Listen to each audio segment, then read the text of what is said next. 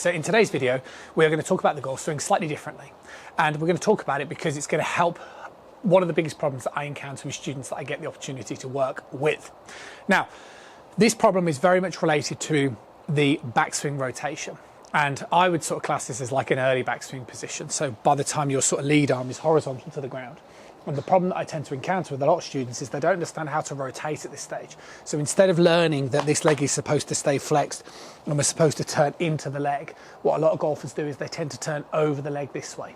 And that happens, I think, for a number of reasons. One, because I think people don't quite grasp the weight pressure idea, so they try and turn more into the leg.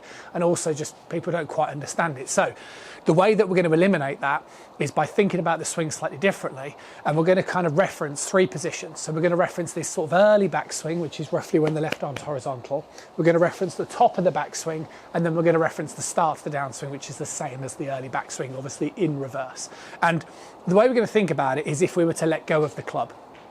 Okay, now I'm not going to talk specifically about exactly where would the club go at this moment in time if I was to let go of it, but you'll understand from this video, because what happens, like I say, with a lot of golfers that get this position wrong is if they were to theoretically let go of the club by left arm horizontal, the club would go flying behind the body off in this direction, and we don't want that.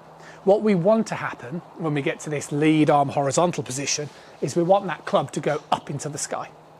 Okay, so if I was sort of going to let go of the club here, I want you guys to imagine that club's going to go up in towards that, up in towards the sky. And one of my favourite and most popular training aids that I work on with students is a foot wedge. And the idea of using the foot wedge is in the early backswing, you're trying to find a way to keep your trail leg nice and flexed, keep your head nice and still, and turn. See the way as I turn here, it keeps me nice and vertical and nice and aligned. I'm not massively tilted this way. And that's the point. If I was to let go of this club at lead arm horizontal, I want you to imagine that if I was letting go, it's going to smash in towards the ceiling. And that's a big thing to understand in that early backswing position.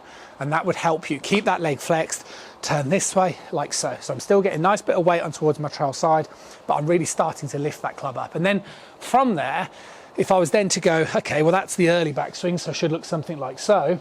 Not like so, like so. Then from here, as I go all the way up to the top, you want to try and get the sense that the club would obviously go towards the target. And that will help a lot of you and a lot of students I originally meet that kind of feel like, oh, I can't quite move enough, and they move like, I can't swing.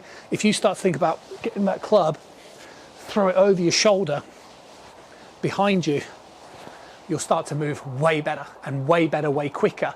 Because the thing about golf is it's always about unlocking that narrative. It's always about understanding the swing and simplifying it and making it have context and a need. And again, with a lot of students doing these sort of split handle drills that I do with them and just getting the feeling of throwing the club behind them, it opens up new movement very quickly. So you've got the early backswing. So if you wanted to sort of practice that, you get the feeling of the club going up towards the ceiling, and then you can swing through. If you're working on your full backswing, you want to get the feeling of the club going towards the target, and then you can swing through. And that leads to the last little piece of the puzzle, which is the start to the downswing. And if I was to do the start to the downswing here, this is when we really want to feel like we are sort of turning down, and initially that club wants to feel like it's moving very much downward, okay, in that first move. And then from there, so it goes here, very much down towards the ground, and then as I keep turning, then obviously it will go through towards the target. So those are your sort of feelings. So the way you could do this as a simple drill is a split handle drill, as I sort of alluded to earlier. And the idea of the split handle drill is you go about shoulder width apart, right hand faces up. So you want to get the feeling of in the early backswing, that club going up towards the ceiling, then towards your target, and then back towards the ground. And it's this type of motion here, which is where you want to be putting loads of your time and effort into. So hopefully this helps. I'll see you guys again really soon.